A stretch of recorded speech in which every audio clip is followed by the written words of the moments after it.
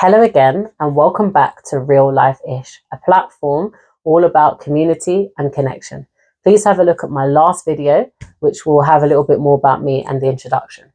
So today, my topic is all about grief. Grief is a very heavy topic, and it's one that I have journeyed, I've experienced, and I really feel led to talk about it today. There is a lot going on in the world at the moment. There's a lot of pain, there's a lot of suffering, and there's a lot of grief. And, there's a lot of current events in the world. There's things that's happened even in the town of London with the loss of life. And it's a very hard thing to contend with. And my hope today is that if you are experiencing this, or you know someone who's experiencing this, please share this video. I really hope it will bless somebody. Really hope it will help somebody, because I have been there. And it is a very sensitive topic, and especially for my family and those that have also experienced what I've gone through, I need to try and tread quite sensitively on the information that I share. But it is something that I have gone through in such a challenging way, and I'm really hoping that someone out there will just be able to take some hope or some nuggets or something from my experiences. So we've all experienced losing someone. I've experienced losing various people over my life, and each of them have been sad or hard in their own way. But nothing quite sort of hit me like the loss of my brother. And I lost him maybe 7-8 years ago now, and he was murdered. And to be honest with you, it just shook the whole family. It shook me. It just shook so many different aspects, because you never really think it's going to be you.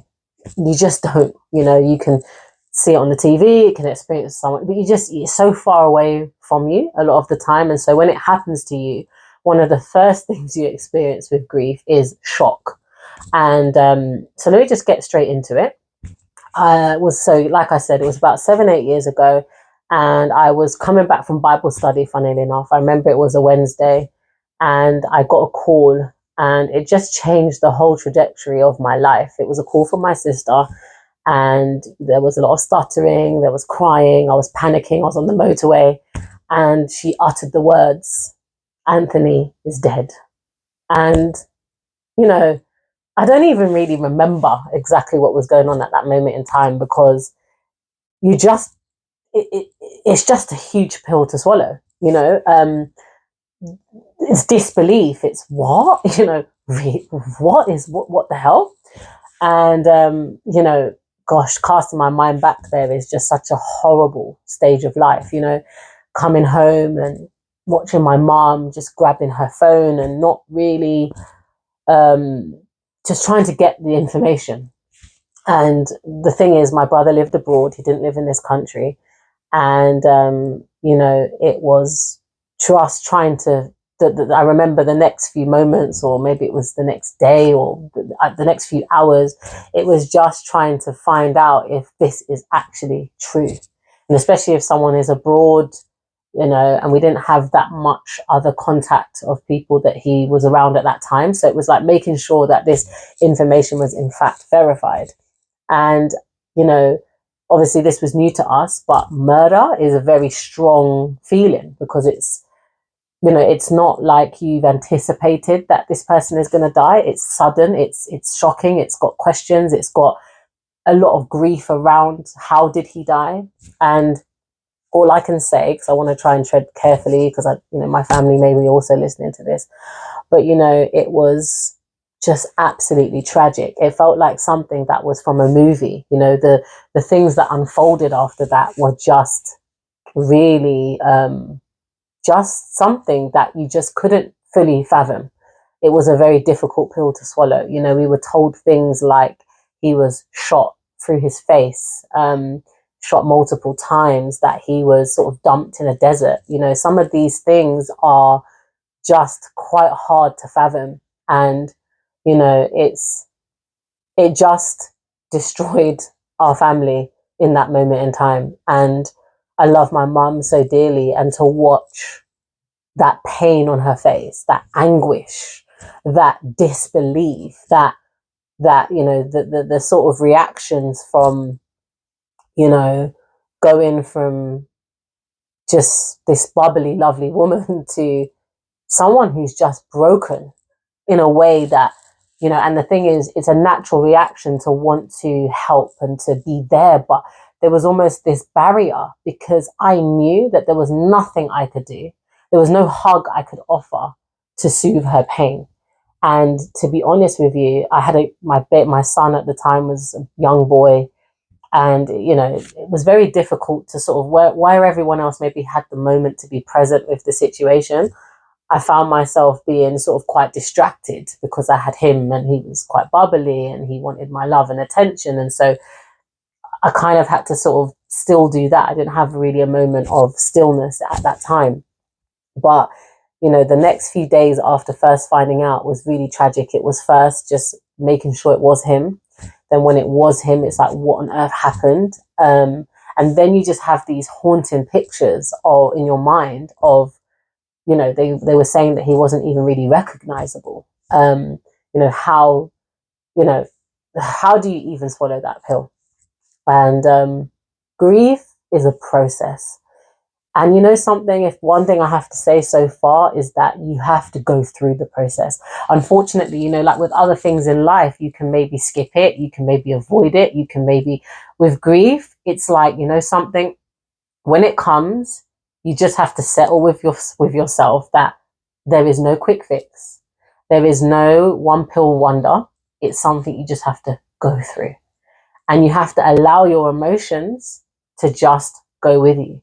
And you just have to feel every part of those feelings. And, you know, to be honest with you, I can't speak for my family. All I can do is speak for myself.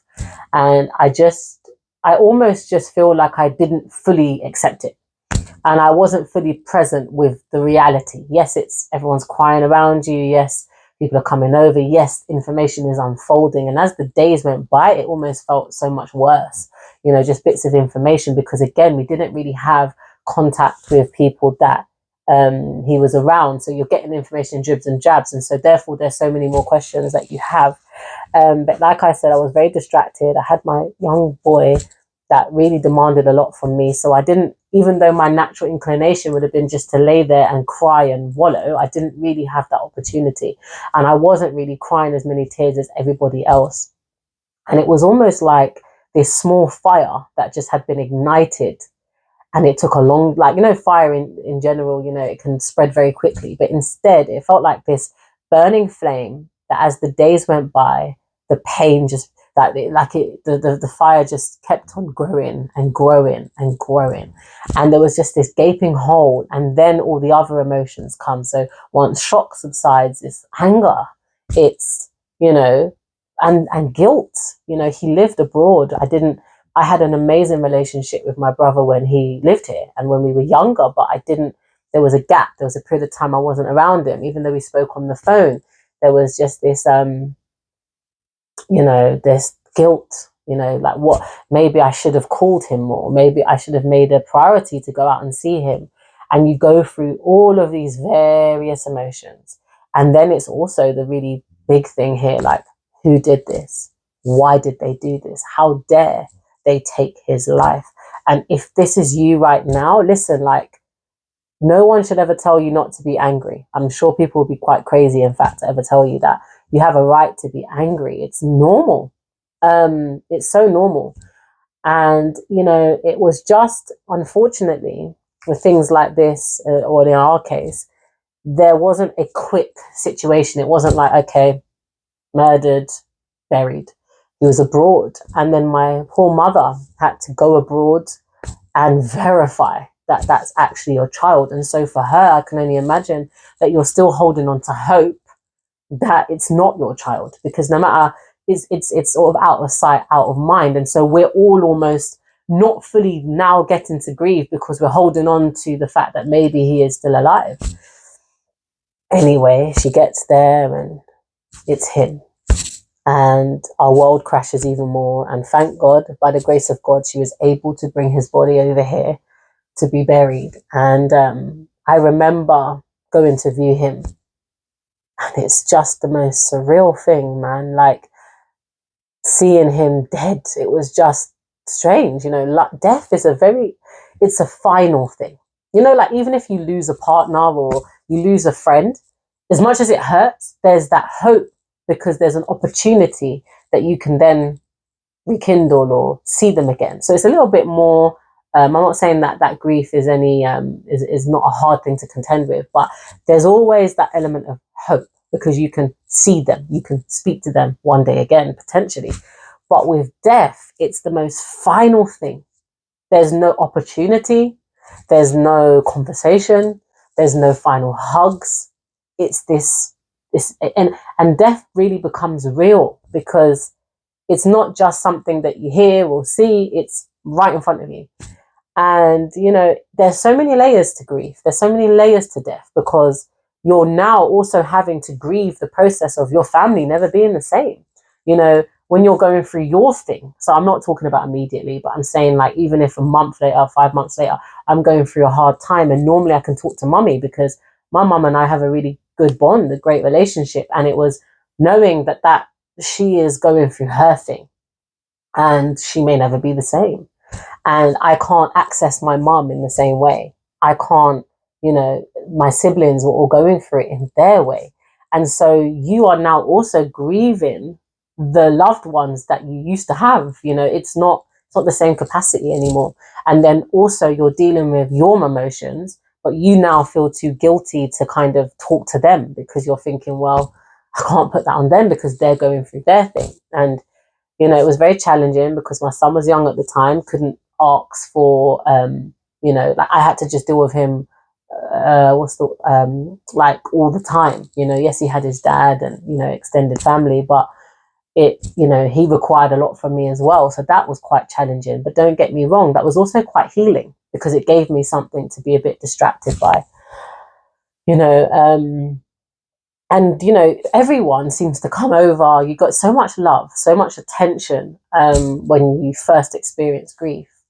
But what people don't realize is when it calms down, when everyone has to go back to work, when everyone is gone because they get about with their lives, you are left with all the broken pieces. And I honestly feel like, well, for me, it felt like it was even worse after the funeral. Because people do everything for the lead up and then people just think you're all right. And what you're left now is a lifelong journey of how to manage that grief. And, it's so hard to explain the pain. And something, you have to find a way to live with it. And I have to say that being a Christian really helped me because there was this foundation. And one of the words that came to me before I even started this video, as I was praying and as I was worshiping, is peace that surpasses all understanding. And I honestly feel like at that time, it meant so much. It held so much weight because when you are rooted in God, there is a joy or there is a peace that you just can't explain. It's not dependent on your circumstances. Everything around you could be going wrong, but something, there is a peace. And in my brokenness, I had peace. In my not really understanding, maybe questioning God, why and how, and I had peace. I had this underlying current of just peace. And in terms of his killers, that was a process in itself because you've got to go through that. You find out who it is or suspect who it is. And then you are going through the process of why, how dare they? Was I angry? Yes. But, I feel like I had a different type of perspective in that broken people do broken things. When you think of a healthy person, they're going to set out to kill anyone. They're going to set out to hurt anyone. And it's so strange. And I can't speak for anyone else, but for me, I was almost like putting myself in their shoes. And I almost had pity for them because I thought, how broken, how destroyed must you be in your soul to go away, to go out and take someone else's life? And people don't realize that when you do this, it's a ripple effect. You don't only kill that person, you kill elements of that family. You break a family. You kill yourself. What is the life of someone who has killed somebody?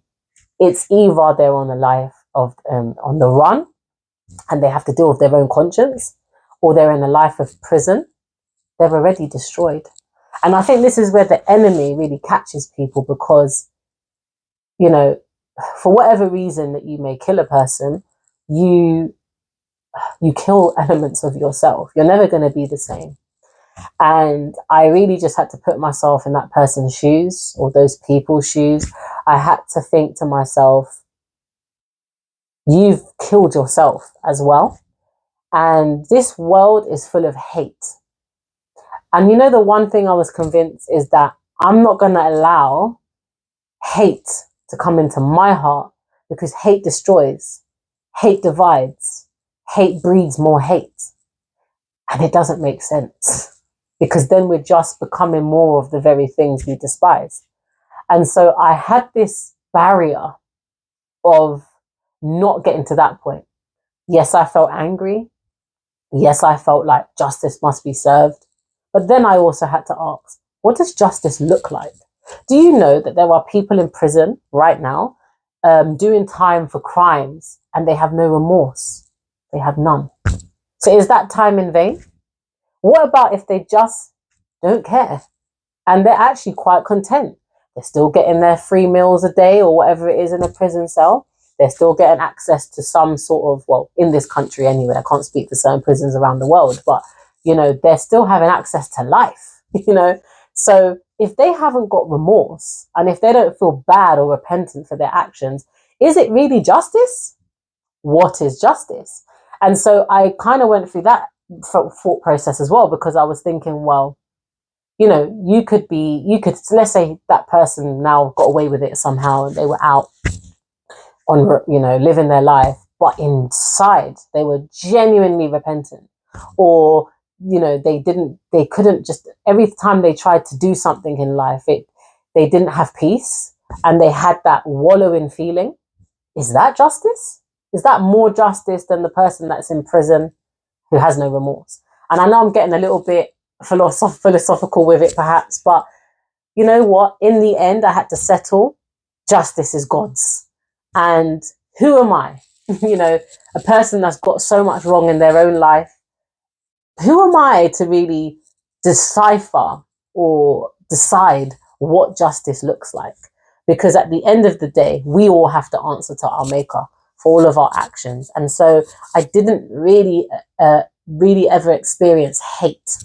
And if you are experiencing this right now, if you are me in whatever capacity, and you've lost someone in such a tragic way at the hands of other people or someone else, I really just want to ask the question, what is hating them going to ever achieve?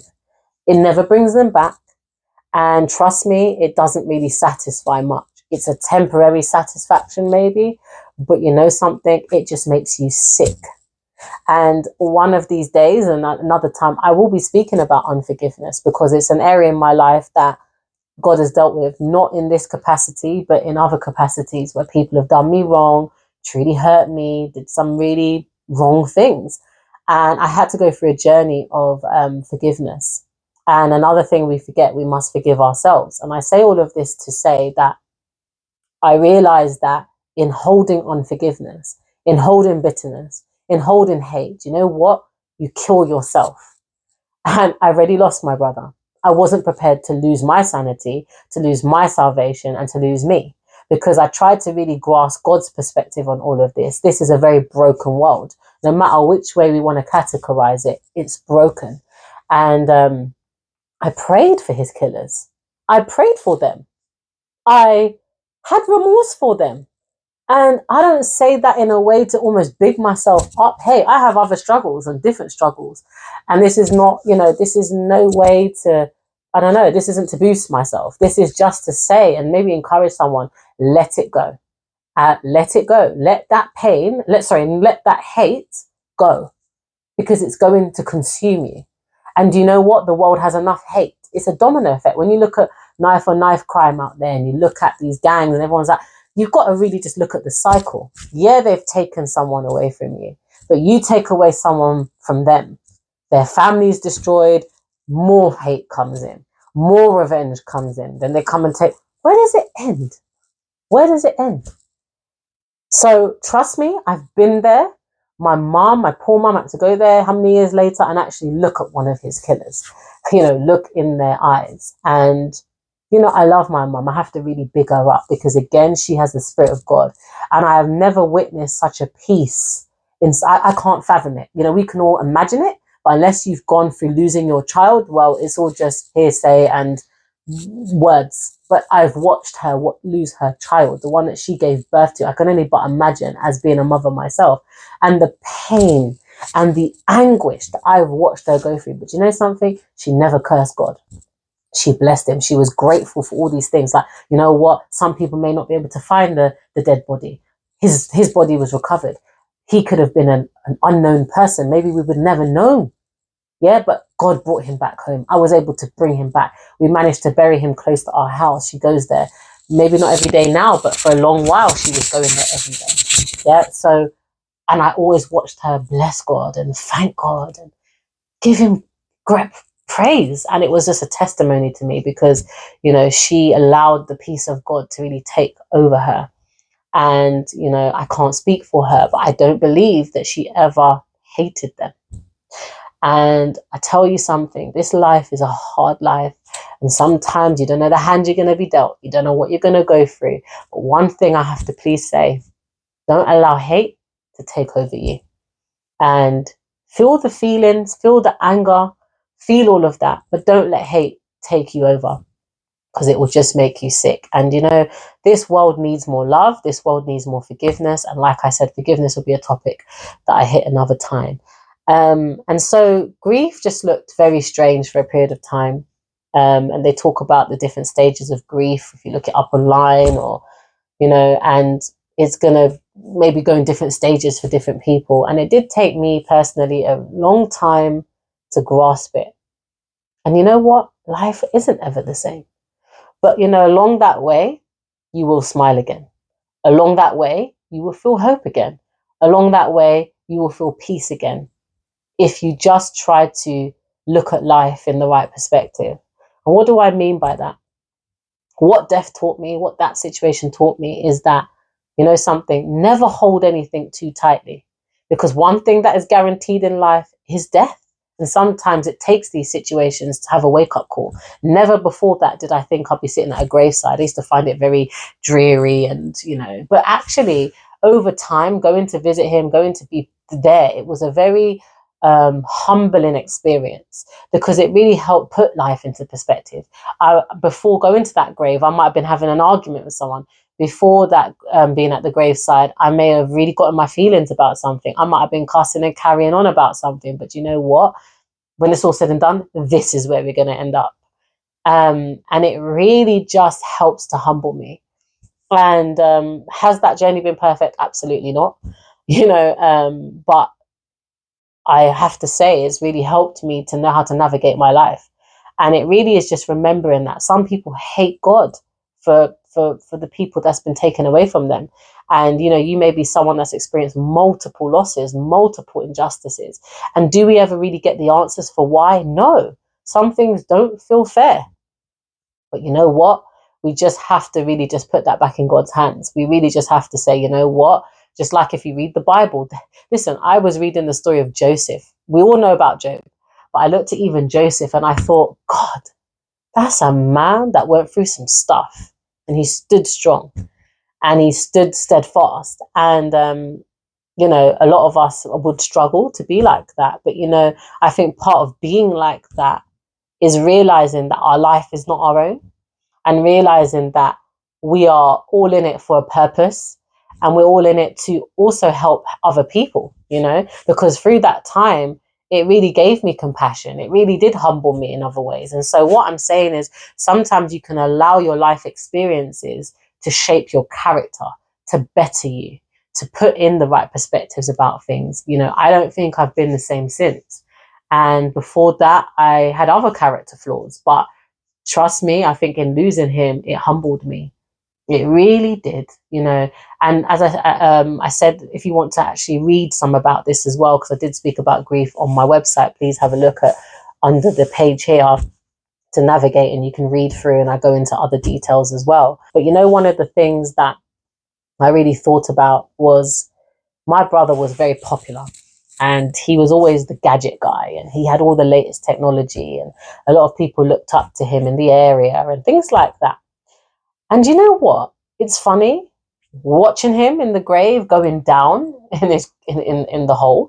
It made me realize, oh my gosh, you can't take this with you, and no one cares.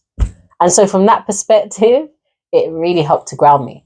And sometimes we go about life and we can forget, in the process of, sometimes over time, when you do heal, partly over time, that, sometimes even though the memory and the whole is still there, it's not always in the forefront of your mind.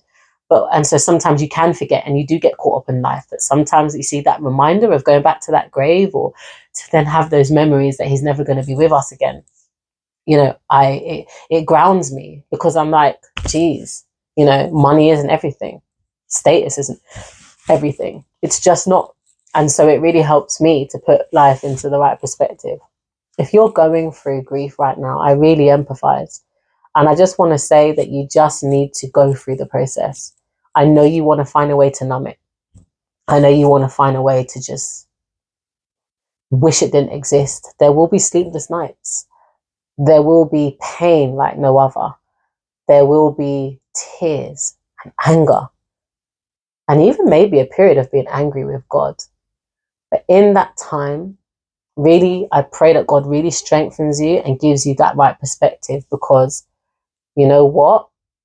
While you still have life, you still have your journey. And I don't want that to destroy you. There's so much going on in the world. And we have to ask ourselves why. Babies being slaughtered. Pain unfathomable, and it can really break you.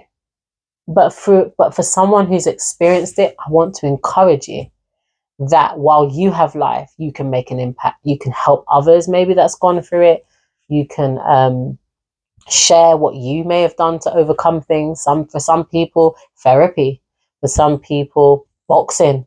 For some people, writing. Like whatever it is, lean into the things that would help you, soothe you, and just realize that sometimes in life there are some pains we just have to live with. I think we always want to self-medicate. We always want to take away. But sometimes we just have to learn to live with certain pains. And, thankfully, by the glory and the grace of God, our family may not exactly look the same, but I have seen restoration. I have seen laughter. I have seen beauty. And if you allow time, because time is not always a great healer, but I think time, if used right, can be a great healer. And as long as you're active and doing the right things, then time can be a healer. So I really just want to give you some hope that it's a journey. It's not a destination. Give yourself grace. And if you are going through that right now and you want someone to talk to, please again navigate this page. You can book a session with me. If you want to ask me questions a bit more in depth about some of the things that I've gone through with my brother, maybe some questions about the family or his killers or whatever I'm able to provide the information with that may help you for whatever you're going through, you can book with me. You can also book with me if that is you and you just want to talk, and a safe space to talk. I won't judge you if you are experiencing that unforgiveness. It's really a topic that I think I may even speak about next, depending on how God leads me. It's important to feel your emotions, but never ever let unforgiveness and hatred keep a hold on you. I wrote about anger on my website. And one of the things I said is, let anger be like mouthwash. And in the same way, let unforgiveness and hate be like mouthwash. Feel the feelings, feel the injustice, feel the pain, but release it. You don't swallow mouthwash, you spit it out. Gargle it. Some may gargle it for a minute. Some may gargle it for 5 minutes, if you're that kind of person. But spit it out. Because you know what? You swallow it and you become the thing that you despise. It's not worth it. And, you know, some things, as a Christian, I honestly believe that some things are just by the grace of God, not by my might, not by my strength, but by his spirit, by his strength, that we can overcome. And I honestly feel like, you know what? People are not going to be the death of me. Your bad choices are not going to be the death of me. Your brokenness is not going to be the death of me. Do you understand? Because it's not worth it. We are more than overcomers. We are more than conquerors. And sometimes you really have to talk to yourself, because life isn't easy. And in whichever way it's going to come, it will, tests and trials will come to break you. But as the Bible says, we may be downtrodden, we may be broken, but we're not destroyed. We are not destroyed. And if I could look his killers in the face, I would pray with them. Because you know something? There is an eternal place, and we all have to answer to our maker one day. And we all do, because we've all got it wrong in various capacities. And I really just want people to make peace with the fact that God doesn't sleep. God has the final say. But you know what? I'm sure hell is a very busy place. Yeah. What we really want is people to make it to the right place. Pray for the people that hurt you. Pray for them. Because you know what? When I think about some of my bad actions towards people, it never came from a good place. In my brokenness, I've broken people. In my hurt places, I've hurt people. Yeah. And you have to contend with yourself. It's not nice. So those people that have hurt you, those people that have done these injustices, pray for them, because they're not wholesome in themselves. Yeah. And a lot of the time, what we've got to remember is these broken people, these people that go around and murder people, do you know what? They're puppets on the string of the enemy. Because do you really think they get away with it? Do you really think they ever live in peace? No. No matter what it looks like, they never have true peace. That's not how it works. And so the enemy deceives people. And that's what I mean. People have a right to be angry. People have a right to feel that hate, they may believe. But then it destroys you. Can't say it enough. Can't say it enough. But I empathize. I really do. And, you know, I just really pray for everybody that is hurting out there right now. I pray for everybody that has lost someone in such an unjust way. Yeah. Or you're affected by the world events and you just can't understand. You know what? We're not meant to understand everything. But there's free will out there, and there's a lot of pain out there, and there's a lot of destruction out there. And what we can try and do is keep ourselves pure, because again, we can only hold ourselves accountable. I really pray that this has blessed you. Please send it to somebody who may be benefiting from it. And I know I haven't gone into all of the layers of grief, and maybe another time I will go into maybe more specific aspects of grief. But, you know, I'm just trying to do a bit of an overview here, just to explain a little bit about what I've been through and how it's affected me. So may God bless you. Please like, please share, please comment, you know, please just navigate this. And yeah, thank you so much. Take care.